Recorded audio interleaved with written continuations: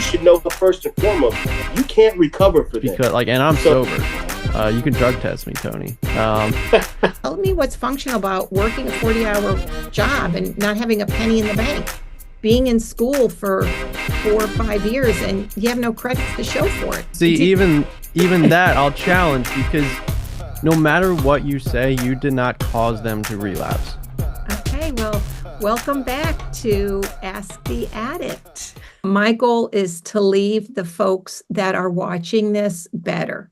And what I mean by that is more hopeful, more optimistic, more knowledgeable, and with an action, some action steps that they can take away. So Matt and Tony, you bring your own experience and expertise to this conversation. So I'm going to turn it over to you two to just kind of introduce yourselves before we jump in. Yeah, I'm Tony, and I am a person in recovery. I've been sober for a little over 4.5 years now, and but that my road to get there was a long and treacherous road with my family involved the whole way. 20 years I was in and out, and my family was introduced to this addiction when I was about 19, and it took me almost 16 years to get a little over 1.5 years and on my way to where I'm at right now. And it led me to incarceration. It led me to homelessness. It led me to losing everything and everybody around me before I really took the program of Alcoholics Anonymous and Narcotics Anonymous seriously. And my one goal and my main goal, I think, I have many goals, but my main goal in doing this podcast is to try to speed up the process that family members have of what's going on inside the alcoholic brain, and how to better support and help and love their loved one who is struggling, whether they're in treatment or whether they are still using or whether they are in their first year of sobriety, and how to speed that process up of them being supportive but not enabling to them, because it took my family a long time in order to learn what to do, what not to do, what can be helpful, what can be hurtful. So maybe if I can just help one family out in getting a better understanding of what their alcoholic or addict is thinking or doing, or might do next, then I've accomplished what I wanted to on this podcast. And I'm grateful to be here today with you guys. Thanks, Tony. Yeah, my name's Matt. I'm an alcoholic, just over 3.5 years sober. And, the life I'm living now is really not anything that I would have imagined I would be living prior to going to rehab. And I'm really grateful for that. The opportunities that sobriety has given me, and actually the opportunities that being an alcoholic has given me, which sounds weird to say, but it's been a deep dive into myself, and kind of learning what is important in life, what I want, and connecting more with other people has really been rewarding. And now I'm working as a substance abuse counselor, actually. And I really enjoy doing this with you guys, just because there's so much of a disconnect between struggling family members and their struggling loved ones. It's like two sides of the same disease almost. And, working with families and working with their loved ones as well, communication is such a big barrier, I think. And if we can learn to communicate effectively, in a non-violent way, and by non-violent, I mean, not blaming each other, not making assumptions about what the other person's motivation is and what they're doing or what they're saying, and just kind of, expressing more observations and feelings, personally, hey, Mace, you made me feel this way. It's amazing, how breaking down those barriers to communication can really help each party kind of work together as opposed to fighting each other. Yeah. Okay, so I want to say a couple things. One, Tony, one of the things when you were talking that I just really want to highlight is how your family stayed involved. It changed their level of involvement as they grew and learned more about being a help that helps versus a help that hurts. And it just goes to the research, which shows that when families stay involved, your chances, the person who's struggling, your chances of getting into treatment increase, and your chances of staying in treatment also increase. So I just can't overemphasize the importance of family involvement. And family can be literally anyone who has your back. But this isn't a journey that folks want to take alone. So I just want to say that. And then the other thing I want to say is, I come with the questions, and I get the questions from family members that I encounter throughout the weeks in my role as a family recovery coach, as a therapist, and I also work at Steps to Recovery, which I want to put a shout out to them, is one of the best substance abuse and behavioral health providers out there. So just go on their website. I want to encourage folks who are watching to go on their website and check them out. They really are phenomenal. And I know Matt and Tony will ditto that because of I work there as well, just as a disclaimer, but I work there, because it's really a testimony to the fact that I was a client there at one point, and they did a lot for me, for my recovery, for my family. And, I'm really grateful for that. And it's really awesome to be on the other side helping other people now. Yeah. Yeah. And steps, I have steps. I have a bunch of step stories, and, but steps was there for me in 2014 when I first came to it. And the guys who were running it, Ryan and Corey, they set me down in their office one day, and they were like, dude, they were like, you got brand new Jordans on, you got brand new clothes on. You're like, dude, you just went on a 10-month run in Florida. Like, how do you have all this brand new stuff? They said, your mom and dad must never stop giving you stuff, even though you keep messing up. And they said, we're going to make you wear a jumpsuit like you were incarcerated every day up here to treatment until you learn that you're losing your life, and you can lose everything if you don't stop doing what you're doing. And the ironic part of that story is that I left Steps successfully then, and then went, made a decision to move halfway across the country. And I ended up getting incarcerated out there for a little under 4 years. And Steps opened their doors to me when I got out, and, had my parole agent come by there and say, hey, is this, he said it's a legitimate place he saw. And so he said I could come out here and give it another try. And so my journey began. So it's like a second home to me. And I love all the people that work there. And, they're part of the reason that I'm able to sit here tonight, for sure. Wow. Awesome. Well, one of the services that they offer is the free virtual family support group. So Matt co-facilitates that with me.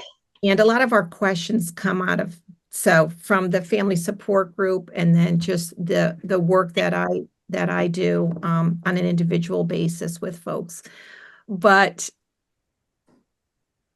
the three of us don't talk pretty much in between. Like you guys don't know what questions I've pulled together from the last time we met till now. And there has been a common theme that has kept coming up. So I'm going to start there. And Matt, it just falls right into that introduction that you just gave. Families are asking, it's all around communication. How do I, the family member, get off the eggshells when interacting with someone who is struggling with an addiction? because families feel like they are constantly walking on eggshells.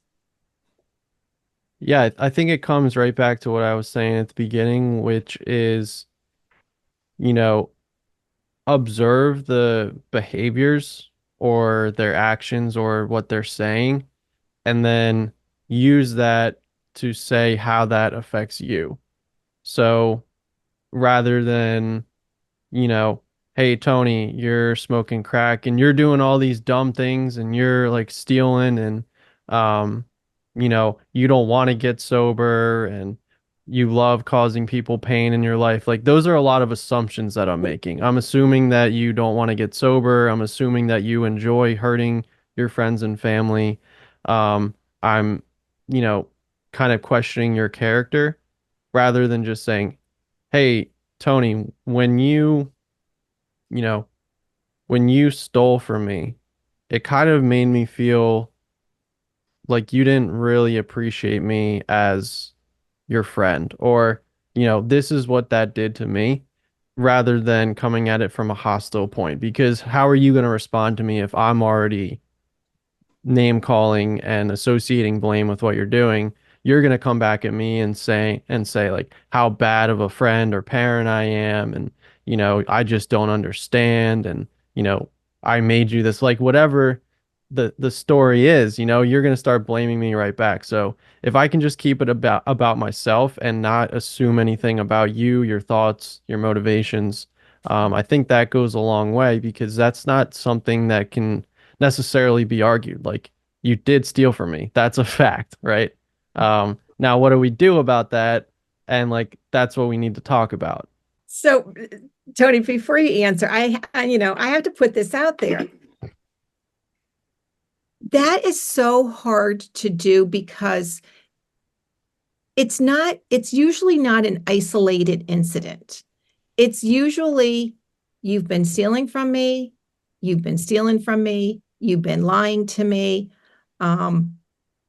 you've been, breaking promises, and just wreaking havoc. And I'm pissed. And now you're saying, well, come at me with a softer approach. So I guess my follow-up question, Matt, is, when I don't come at you with a softer approach, when I come at you with that, I'm pissed off, like I've had it. How is that not helpful? Well, it's actually funny, and I'll say for me and my personal experiences, Uh-huh. I grew up around so much arguing, and I Mm. can already picture my mom like saying like, "No, I didn't do that," while she's watching this. But um, you know, the volume was almost always at a 7 or 8, I felt like. Um, and when it starts there, there's not that much room for it to go. So whether I'm getting yelled at for taking out the trash or getting suspended from school, I'm still getting yelled at. So like the difference there is so minimal that I don't really care that much. Like, I'm used to this. So like, if you kind of scale it back, you're lowering like the threshold for, okay, this is how we handle this situation. And also, if I'm expecting you to yell at me for something that I did, and you come at me with a softer approach, then I'm kind of almost thrown for a loop. I'm like, wait a second, I wasn't expecting that. I thought you were gonna yell, kick, and scream at me. But instead, like, I'm actually realizing like how this has affected you, rather than I'm just in trouble for something. All right, I'm going to go ahead and let Tony jump in. Yeah. So I mean, for me, you know, at the basis, and I always, you hear me a lot talk about going back to ground zero, and the families, it was most helpful for my family in when walking in my shoes. It was most helpful for them when conversations, whether I was coming right out of using into the sober house, or into the treatment center, to keep the conversations basic. Hey, are you doing better than you were a week ago or 2 weeks ago? Or how is your body feeling? Are you physically, are you still sober? and at the crux of that, and I go back to it, and I just said it, I'll go back to it all the time. Are you clean?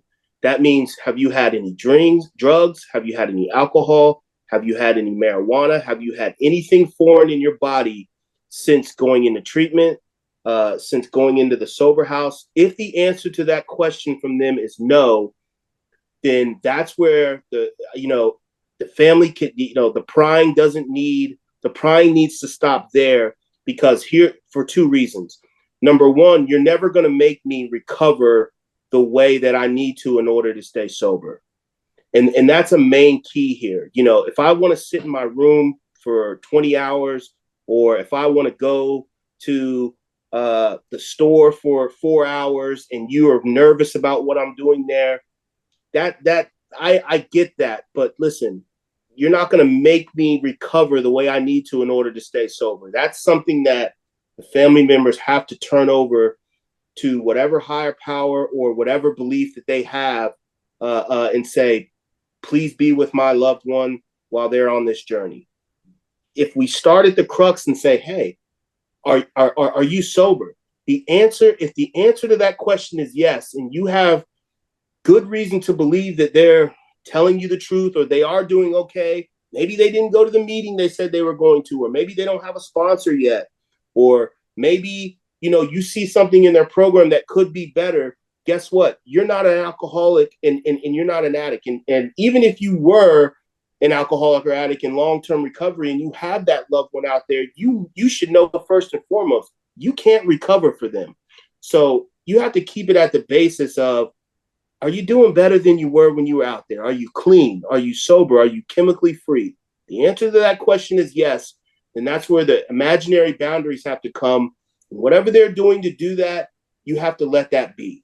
Because the prying only pushes the person away further, and pushes the alcoholic or addict away further in doing what they need to do in order to stay sober. And that was my experience, if my loved ones, my brother, my mom, my dad, if they knew that I was sober, they had to leave the rest up to the rooms of AA, my sponsor, to get the rest of the job done. Sometimes the job got done and sometimes it didn't.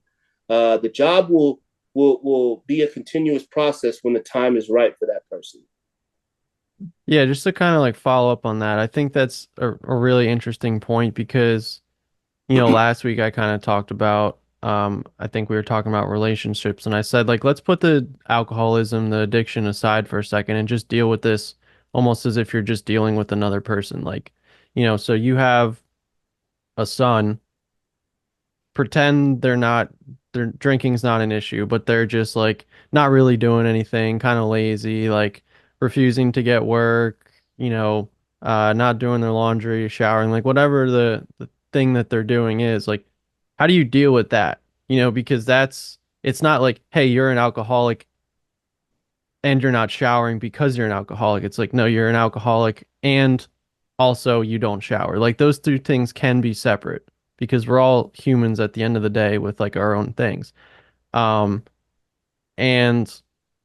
Mace, I'm sure you can relate to this. Like, when you work with a client and you have almost these like grander expectations of what you're going to get out of the session than they do. So like you're there like, come on, like let's do the work. Like, you're poking it with a stick. Like, you're kind of like, come on, let's do this. And they're just like, yeah, like the guy at Wendy's was rude to me today. And I'm like, come on, man. Like, so like what's important to them isn't necessarily what you think is important, and you kind of have to meet them where they're at, right? Yeah, I'm gonna let me toss this out there. You know, I have two kids. One doesn't take a shower, kind of like what you're saying, Matt. And he doesn't, he's not struggling with an addiction. I don't have any problem. Get the heck in the shower. You need to take a shower. You stink. You need to get a job. I'm not walking on eggshells, because I don't feel like what I'm saying is going to cause him to relapse. So there is a difference with how I talk to someone who, is. See, even that I'll challenge, because no matter what you say, you did not cause them to relapse. They chose to relapse. And like that's their decision. Can you say that again? Nobody can cause me to relapse. You can call me all the names in the world. You can crash my car. You can take my job, whatever. At the end of the day, if I relapse, that is my decision. Yeah, there were external factors that maybe made it difficult for me to cope with my sobriety, but at the end of the day, I made a decision to pick up a drink. And like, I know that's blunt and, you know, the person might relapse and blame you, but that's their thing. They're looking for like something to blame other than themselves Yeah. for why they relapsed. Yeah. I don't know how many times we'll tell families, the 3 C's from Al-Anon, you didn't cause it, you can't cure it, and you can't control it. And no matter how many times we say that, they still want to control it. There's lots of us who think we caused it, and we think by the way we communicate is going to cause it, and we think somehow we're going to be able to cure it. And no matter how many times you say those things, it's just so hard for family members to really put that into practice. So I want to go back to something that Tony said, asking the question, "Are you clean?" This is a disease that tells you you don't have a disease. Mm-hmm. And so I've been lied to so many times, "Are you clean?" "Yeah, I'm clean." "Really? You don't seem like you are." "Yeah, I'm clean." "Why are you always like," so that I'm just curious about that question that, we may not always get, I'm asking the addiction, we may not always get a straight answer from that. Right. And that's and that's a great point, Mason. That's where, just like the alcoholic, what, if I want to stay sober, there's some things that I have to do. There's some things that I have to do when I don't want to do them. I go to work for 9 hours and then go to a meeting to make my 9 hour day a 10 hour day, and then a 30-minute drive home to make it almost an 11 hour day. Sometimes I don't feel like doing that, but guess what? If I want to stay sober, that's what I have to do at certain times. Pick the phone up and call somebody else and ask them how they're doing. Another alcoholic, that's what they tell us in the book, keeps us sober. I don't feel like doing that every time, but guess what? If I want to stay sober, I do. And I'm going to flip this on the family members and say, you know what? Sometimes there's some work that you have to do, some research that you have to do in order to a little investigating. Look, nobody knows your child and your loved one better than you do. So if something seems off, 9 times out of 10 it is. Okay, and if you don't believe, the answer that you're getting, pry at it a little bit. Put that I tell people all the time, especially if your loved one, if you are providing a place for your loved one to live, you have every right to say, you know what? I don't really believe what you're saying. Tomorrow morning, we're going to go to Quest Diagnostic, and I'm going to get a blood sample and to see if you've been using or not. Hair follicle, blood sample, whatever level you want to take it to. Guess what? In the 4.5 years that I've been sober, there ain't one time that my parole agent has come by and said, I have even offered him to take a urine screening. He said, I don't need one, man. You're doing good.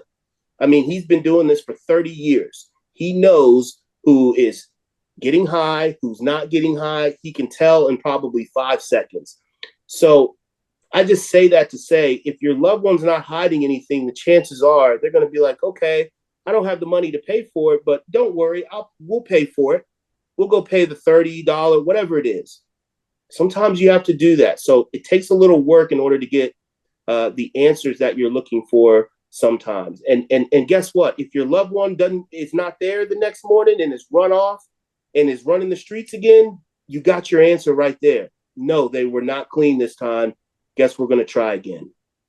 Mm-hmm. What do you two think about this question? I wrote it down. if you're asked, do I need to be concerned? How does that feel versus are you clean? Or just how does it sit in general with you? For me, and this just probably differs from person to person. I'm more of a let's cut the BS. Because listen, why my family was meeting behind closed doors and why my family was shelling out X amount of dollars for treatment centers and places for me to stay was because of my alcohol and drug addiction. I mean, if I wasn't shoving alcohol and drugs down my throat like I was, those meetings would have not been necessary. So let's not skip around, because see, if you ask me, do I need to be concerned? My smart aleck self would say, about what? And I'd leave the door open for us to talk about relationships, to talk about my job, to talk about let's talk about what we need to talk about. Are you chemically free right now? And if the answer to that question is yes, and you believe it to be true, then you go on. If the answer is I am, but you don't believe it, then further questioning has to be evaluated, because that is the most serious part of this. They have to put it down first before anything else can occur. That's a tough one. I don't think it's a bad question, but I don't think you're going to get an answer to it very often. And I'm trying to think of like how I would answer that question, and I probably would say no. No, you don't be concerned. Even if in my mind there's something that I'm concerned about for myself, just because like, and I'm sober. You can drug test me, Tony. But I'm not paying for it though. But like if my mom asked me like, "Hey, is there anything I need to be concerned about?" Like I'm probably going to say no, because I don't want to worry her. I know that she's going to get worried if there's anything that I'm doing that could worry her, and um I think, you know, I think vulnerability goes a long way. If I ask Tony how you're doing and you say fine, I'm going to respond in that same manner. I'm going to say, "Yep, I'm doing good. Everything's good."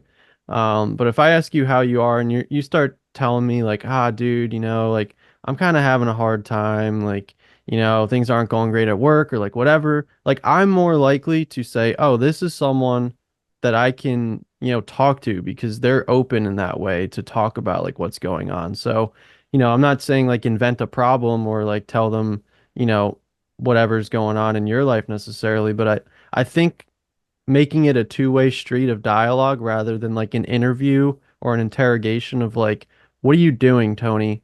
Like, tell me," you're gonna get hit with a lot more resistance that way. Yeah, agreed. Um, this question came up too. What can we say when we see a relapse coming? Now I'm going to push back a little bit on that question, and I'm going to tell you what my sponsor tells me. You're not God. You need to stop thinking that you're God. And so for me, even as an alcoholic to another alcoholic, and I was in a relationship with a girl who was in this program, and the sleepless nights and the thought, because I would call my sponsor and say, well, she hasn't been to a meeting in 3 months. I mean, the time bomb is ticking. She's gonna relapse eventually, and she's gonna do this and that. And he said, stop. He said, when did you become God? And I said, I didn't. And he said, then shut up. We can't. It's not for us, and it's not for family members, especially those who are not part of this program and in this process, and even for those who are, to say this person is about to destruct. We're playing God at that point, and that's a dangerous game. What's going to happen is going to happen, regardless of what we see coming and how we feel that we could stop it. And then, that second question behind that he would ask is, he say, if she is going to drink, what are you going to do about it? I don't have a response to that either.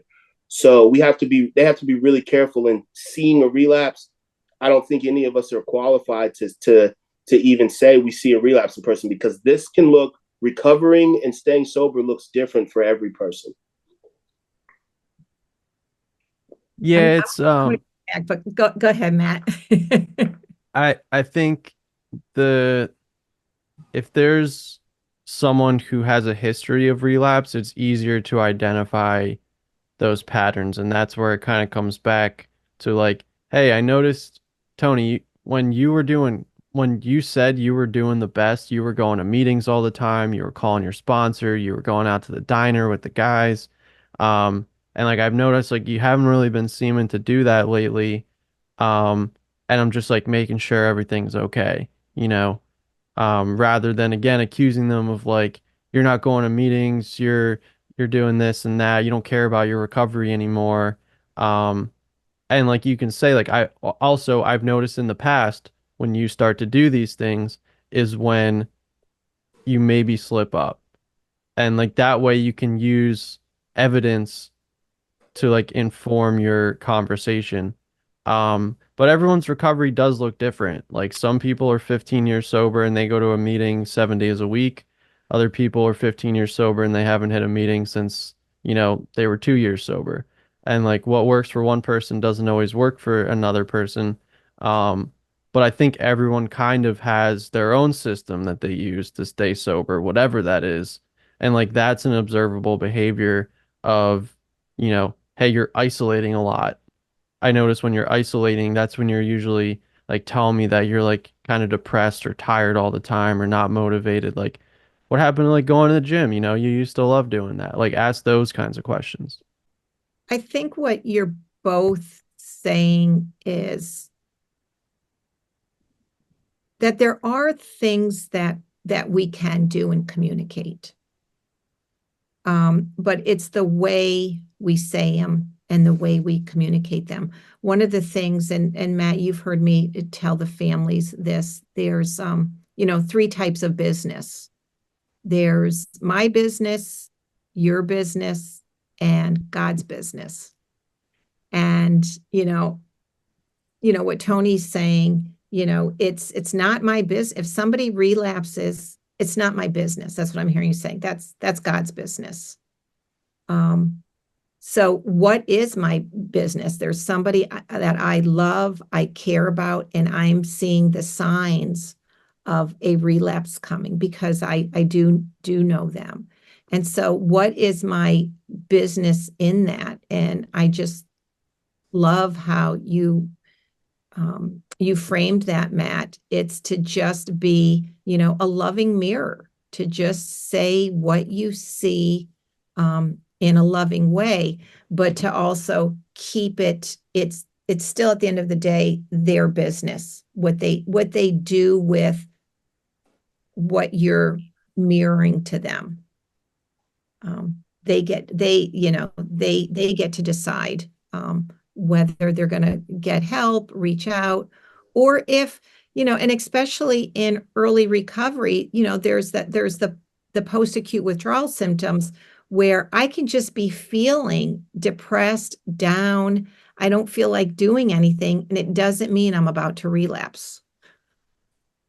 It's just, I'm having a bad day. I don't feel like interacting or talking to anybody, but it can mirror what I look like when, I'm getting ready to go out and use. So I like just, that just reflecting back what we see. And so I think the answer to that, what can we say when we see a relapse coming, is we can't control it. But we can reflect in a caring way what we're seeing. Yeah, absolutely. And I'll just jump in real quick, Mace. So for me, along my journey, the phone call to my family, it changed immensely, and it changed how I could be in contact with them. And my pain was getting greater. Now, I'm sure theirs was as well, because our families, as we've learned, and as I've learned as an alcoholic, our families go through as much pain, if not more, than we do in watching us suffer. But my family took the phone calls when I was incarcerated and wasn't able to touch them, see them. They took them the same as, hey, we're glad you're doing well, just as if I was on the other side of a treatment center, just as if I was on the other side of a sober house. But as my level of consequence kept going up, the hope I think that they had was that, you know what, maybe this one is going to do it for Tony. Because the ultimate, and this is the one that we want to try to help people, stay away from and prevent, and knowing that we can't, but we can always be there is, once it's too late, I can't make another phone call. When I OD and that's it, and I'm dead, I can't call mom, dad, brother, sister, grandma, aunt, uncle. There's no more phone calls. The higher level that my care went, from treatment centers to sober houses and then state prison, that was a lot of pain. But my parents and my family was on the other side of that. And all they could do is try to be the same people that they were in every situation and say, hey, if you're ready this time, we're going to be here for you. And they were, and that's so huge from our standpoint, as just to be, if you do see that relapse coming and you feel that your loved one is about to make the wrong decisions, just be there. Know that, pray that they come back through the door or somebody's door, and just be there for them as you have time and time again. And I know that's easier said than done, but you guys, as the family members, you guys don't know how much that means to the alcoholic when we can look up and say, wow, they're still here. That it's huge. And it's a huge part of staying sober. Yeah.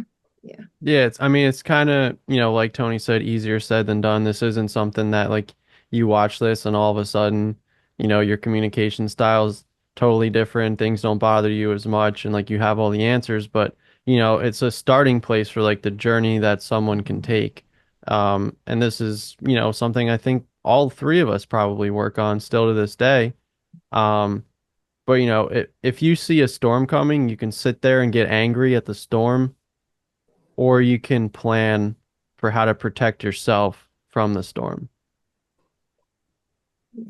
Yeah. I think what makes it difficult, and again, I'm going to go back to the denial. I feel like with addiction, denial is the linchpin that holds that whole system together.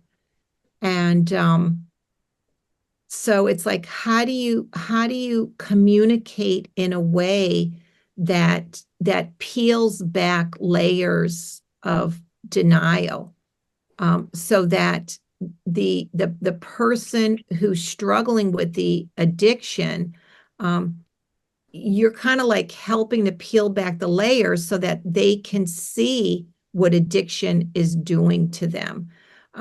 I think what I see families do a lot of, and I was guilty of this also, the first, you both are such big AA guys. Well, Tony, you are at least. What's the first step? Admitted we were powerless over, admitted that our lives were unmanageable and that we were powerless over alcohol. Okay. So that unmanageable. So that's really at the heart of the whole thing, is that your life has become unmanageable. And again, we all have problems. Your problems become disproportionate to somebody who's not using. Okay. And you stay in denial about that for a long time, because that's the disease. Now, here's the thing about denial that I wish families would be able to wrap their heads around.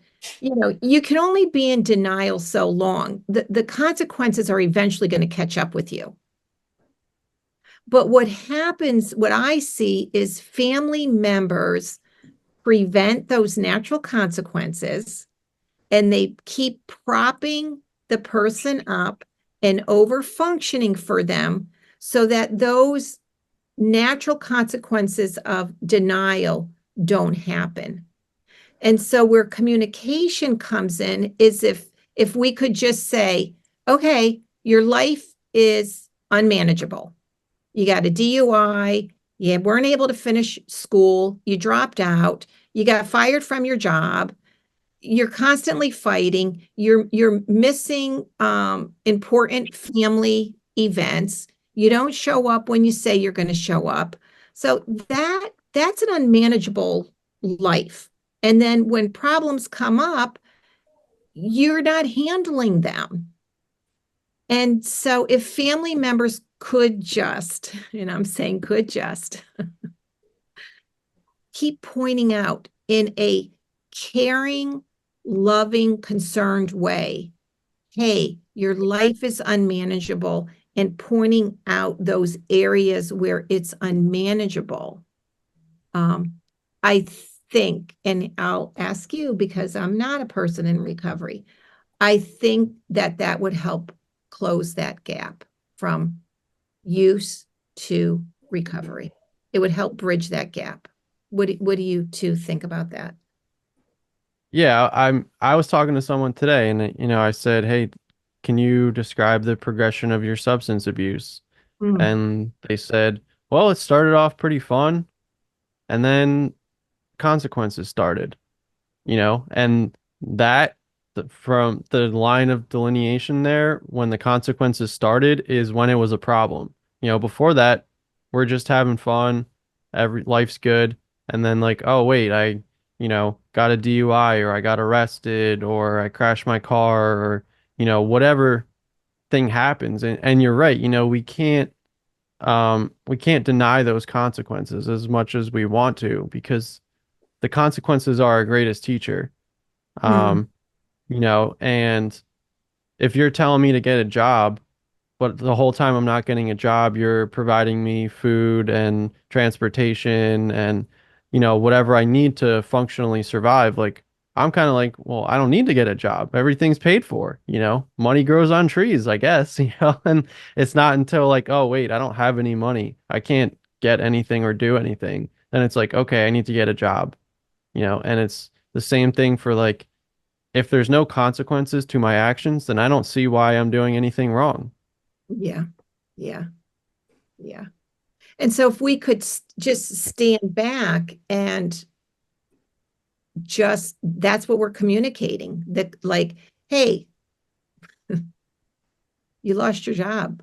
I know with my son, that was really a turning point for us, where I'll never forget it. I was sitting at my kitchen table and he came in and he said to me, he actually said these words to me, Mom, what you don't understand is that I'm a functioning addict. He really believed that. You talk about somebody in denial. Like he was as serious as a heart attack. He was a functional addict. Now, I had two choices in that at that moment. I could have looked at him and said, are you friggin' kidding me? Just like went off. Right. But I was fortunate enough at that point on my journey, I had been meeting with somebody who was in recovery. It's so funny. Here I am, full circle. Someone who was in recovery, and he was my younger son's guitar teacher. And I was like, Dwayne, like, I need to talk to someone because I felt like I couldn't talk to anybody. I worked in the field and I felt a lot of embarrassment. And how could I have a kid who's, shooting up heroin in my basement? Like, oh my God, I couldn't tell anybody. So I knew Dwayne was in recovery. He was a big AA guy. And I was like, Dwayne, I need to talk to someone. So I literally, like, he became my sponsor. I literally met with him every week. And so when my son approached me with that, I was in a really good spot. I wasn't, all out of control. And I just very calmly just said to him, hey, tell me what's functioning about. And I went through all the things in a very calm way where his life was out of control and unmanageable. And he'll say to this day, you know, he and he didn't have a response. He couldn't, because we weren't arguing. I was just, well, tell me what's functional about working a 40-hour job and not having a penny in the bank, owing the bank money because of the overdraft fees. Like, what is functioning about that? What's functioning about being in school for 4 or 5 years and you have no credits to show for it and you were going full time? Like, I just pointed out the facts of what was clear to me. And he'll say that was a turning point for him. It kind of like just broke. He actually had to step back and think about that. And it was a couple days after that he came to me and said, "Hey, I need help. I can't do this on my own." And he went into treatment. So that mirror. Yeah. Yeah. Yeah. Absolutely. So I think this is a good spot to start wrapping up. And how I'd like to wrap up is for each of you, you know, just give a few takeaways from tonight's talk and a couple of suggestions around this getting families off of the eggshells. Who wants to start? We're playing chicken right now. You won't do rock, paper, scissors? All right, I'll go. Yeah, I think, you know, the main focus of our talk tonight was centered around communication and, you know, how can we become better communicators in the hopes that it will lead to more productive conversations. And, you know, I'll reiterate the walking on eggshells. If something happens because of something that you say or do, it's not your fault. The consequences are on them, and, you know, their choice to relapse or to go out and, you know, burn their life to the ground, that's not on you. And as addicts and alcoholics, that's on us to develop the coping skills for when Tony comes in and says something that I don't agree with or makes fun of me or, you know, whatever. I need to have the tools in my tool belt to be able to cope with that in a more effective way than drinking or using drugs. You know, so try to improve your communication, but at the end of the day, understand that what you say is not, you know, not governing their life choices. Yeah, and you know, the eggshells. And I can totally relate to family members who feel like that, and it's got to be a tough thing. And here's the thing that I want you to know and remember. Just because I come into the rooms of Alcoholics Anonymous, Narcotics Anonymous, sober houses, treatment centers, whatever it is, and I get off of the substance that was causing so much damage and causing so much destruction in my family's life, it doesn't make me a perfect person. There are many things that alcoholics and addicts will work on the rest of their lives, just like a normal people will work on the rest of their lives, whether it's the many other addictions out there, whether it's gambling, sex, being a hard worker, not being good in a relationship, whatever it is. Just because I take the chemical out of my body, you cannot expect those other things to look perfect or to be perfect, because we are just works in progress for the rest of our lives. And I go back to that main thing. If the chemical is not prevalent anymore, and that means I'm sober and on the path to sobriety, that is a huge, huge feat every day that we're able to do it. So every day that your loved one is sober or working towards putting their first foot in their first treatment center or first sober house, that's a huge feat. Support them, tell them that, hey, you being sober is the most important thing to us right now. The other laundry list of stuff that we would like to see them do better, whether it's go back to school, work harder, stop being, a menace to society and relationships, stop all of those things, guys. We're going to work on the rest of our lives, and we are not perfect at them. So chemical freedom does not mean perfection. It means just what it says, chemical freedom. That's where you start at. If your loved one is there, and if your loved one has put it down, then you can work from there. As soon as they pick it back up, we have to start all over at ground zero. Because if I put a chemical in my body today, I have to start all over. And everything that I say and do and portray becomes a falsehood. And that's because I'm an alcoholic and I use alcohol. I drink alcoholically and I use drugs like an addict. So give yourselves a little bit of a break and focus on the chemical freedom alone, and the rest of it will come over time. And being that support and being the cheerleader or being the whatever you want to call it in your loved one's life in order to continue on their journey of the rest of the perfections of life, that is the end goal. Awesome.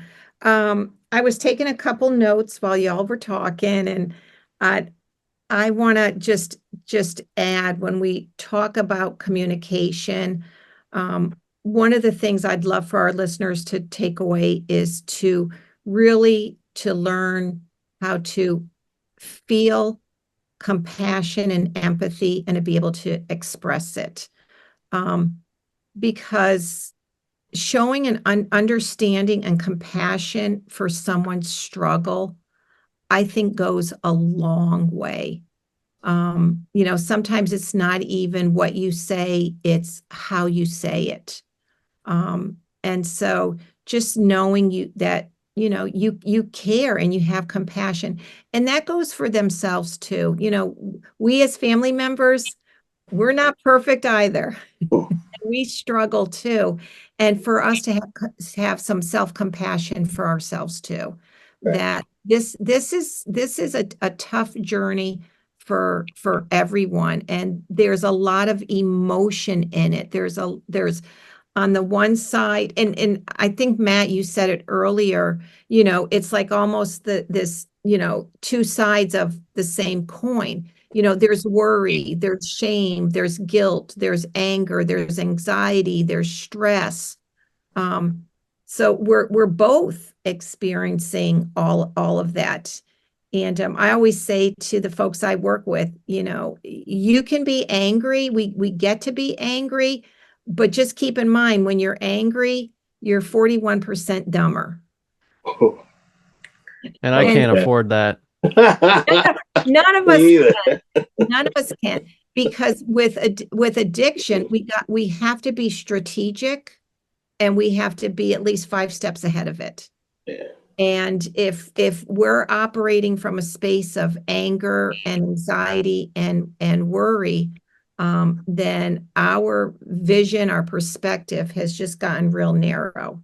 Whereas if we're in a space of calm, care, compassion, acceptance, I don't think we used that word tonight, acceptance and surrender, and serenity, then our vision is wider. And so we get to see with more clarity and confidence what our next step is going to be in this. So the other thing I would just say, just to avoid blaming language, because when folks are feeling judged and blamed, man, it just shuts off. We go into fight, flight, and freeze. And that's where the fighting starts. And the last thing I would want to add to this is just for families to just look for the good. I think we're so conditioned to look for the bad, and we're just tilted towards that negative bias that we miss the good. And we're so like on alert for, when's the next shoe going to drop, and that in itself can keep us on eggshells rather than just stepping back, man, and look for the good. And stop living in that space of fear of, oh my God, am I being lied to? Oh my God, are they manipulating me? Like, just try to focus on the good and encourage it when you see it. So Yeah, and just to kind of tie your point and Tony's together, a huge part of communication is the ability to listen. yeah, And the ability, you brought up having empathy and compassion, which sometimes it can be hard to empathize with someone that you have no lived experience of what they're going through.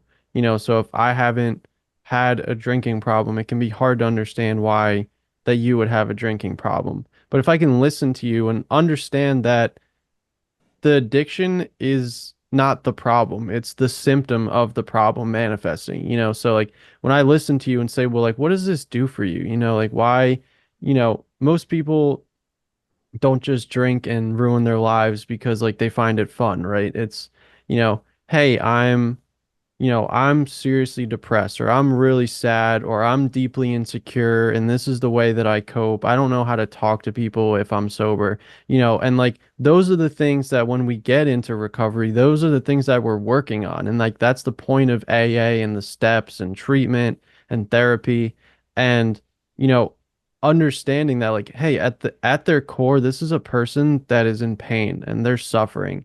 And like, how can I help them get out of it? Rather than blaming them for how they've found to get out of it. yeah, yeah, yeah, yeah. And Matt, you just made me think of one more, sorry, just to communicate hope. There are over 23 million people in the United States from the ages of 12 and up who are struggling with some type of an addiction. Over 50% of them, alcoholism. But there's also over 20 million people in recovery. And there's different paths to get to recovery. Formal treatment isn't the only path. Self-help groups, people find their way to recovery, but over 20 million people have found their way to recovery. So that's a message of hope. And when I, do this with the two of you, I mean, you're both, you're representing a message of hope. And even, your journey to recovery, each of yours is different, but it's a message of hope. And so, I just want to bring that to the families that we've got to be able, people do change, and we've got to believe that you can change, and we got to be able to express and encourage the person's ability to change and overcome substance use problems. Like they can do it.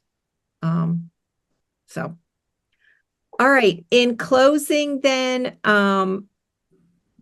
let's thank our viewers. Please subscribe. Please like. We want to get this this message out to as many folks as we can.